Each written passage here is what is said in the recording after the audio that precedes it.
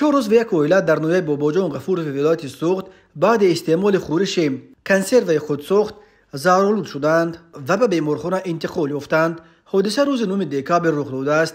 طبق اطلاع مراجان جورایف سردختور بیمارخانه مرکزی نویه باباجان غفورов کلین زهرآلود شده این اویله حامله بوده است. این حال کلین و خوشدامن در شعبه ایای بیمارخانه بستری گردیدند. حالت 2 نفر دیگر نسبتاً معتدل ارزیابی می شود، اما آنها هم در بیمارخانه بستری گردیدند.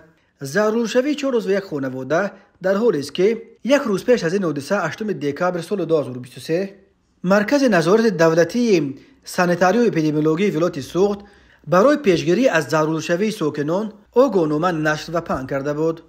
در آگاهنامه مرکز توصیه داده می شود که از استعمال محصولات پس صفت بخصوص کنسرو و آیخانگی که شبهه‌ناکند خودداری نمایید. تاکید می گردد که در حالت پیدا شدن علامت‌های زهرآلود شوی در حال به دکتران مراجعت کنند، زیرا یگانه راه تبابت این واردگردانی زردوبه‌های ضد بوتولیسم است. تاکید مرکز بیهوده نیست، زیرا چند پیش یک ساکن نویه 8 ولایت سوخت بعد استعمال خورش زهرآلود شده است.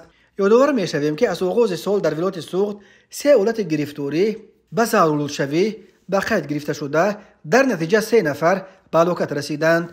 9 نفر دیگر با گمان زهرآلود شوی بستری گردیدند.